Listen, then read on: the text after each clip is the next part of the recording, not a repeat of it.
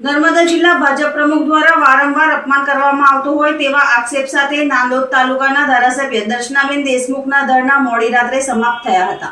વિકસિત ભારત સંમેલન કાર્યક્રમમાં આદિવાસી મહિલાનું અપમાન થયું હોય તેમ લાગી આવતા અને વારંવાર ધારાસભ્ય દર્શનાબેન દેશમુખ અને ભરૂચના સાંસદ મનસુખભાઈ વસાવા સાથે નર્મદા જિલ્લા પ્રમુખ દ્વારા અપમાન કરવામાં આવતું હોય તેમ નાંદોદ તાલુકાના ધારાસભ્ય દર્શનાબેન દેશમુખને લાગી આવતા ચાલુ સભામાંથી નીકળી ગયા હતા અને ગાંધી ચોક ખાતે પોતાનું રાજીનામું લઈને ધરના પ્રદર્શન કરી રહ્યા હતા। આ ધરના પ્રદર્શનમાં ભરૂચના સાંસદ મનસુખભાઈ વસાવા પણ જોડાયા હતા અને તેઓએ પણ જિલ્લા પ્રમુખ નીલરાવ પર આક્ષેપ કર્યા હતા। નીલરાવ દ્વારા પાર્ટીના લોકોનું વારંવાર અપમાન કરવામાં આવે છે અને મન ફાવે તેમ વર્તન કરે છે એવા ગંભીર આક્ષેપ મનસુખભાઈ અને દર્શનાબેન દ્વારા લગાવવામાં આવ્યા હતા। મોડી સાંજ સુધી આ પ્રદર્શન ચાલુ રહ્યું હતું। ત્યારબાદ ગુજરાત ભારતીય જનતા પાર્ટી મહામંત્રી પ્રશાંતભાઈ કોરાટ દ્વારા આશ્વાસન આપવામાં આવ્યું હતું કે જે કંઈ પણ પ્રશ્ન હશે તે બંને પક્ષે સાંભળ્યા પછી ચોક્કસ નિરાકરણ કરવામાં આવશે, જે બાદ ધરણાનું સમાપન થયું હતું।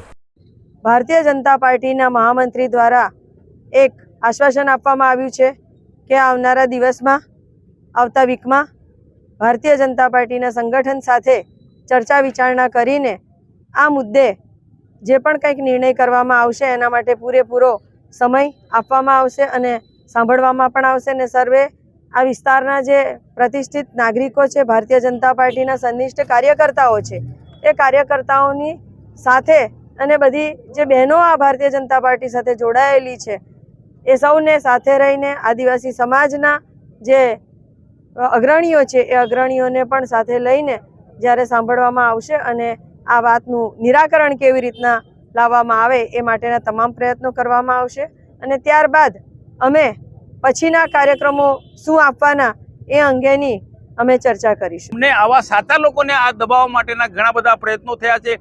પાર્ટીના વરિષ્ઠ લોકોનું અમે માન સન્માન કરીએ છીએ, પણ પાર્ટીના વરિષ્ઠ લોકોને પણ એવું છે કે પાર્ટી અમે ઊભી કરી છે। નીલ રાવે પાર્ટી નર્મદા જોડે ઊભી નથી કરી। ટ્રાઇબલ એરિયામાં ભારતીય જનતા પાર્ટી ઊભી કરનાર અમે લોકો છે।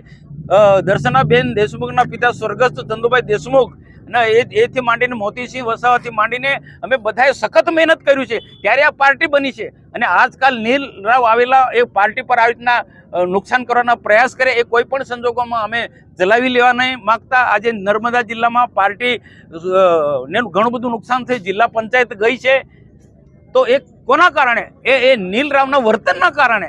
તો એના માટે એને ખુલ્લો પાડવા માટે તો એના વિરુદ્ધમાં ઘણા બધા કાર્યકર્તા નારાજ હતા અને આજે બેને જે નેતૃત્વ લીધું અને અન્યાય નહીં થાય આવનારા દિવસોમાં આ માનસિકતાવાળા લોકો માટે પાર્ટી કંઈક ને કંઈક પ્રકારનું કંઈક કડક રીતના કામ લે એમની સામે।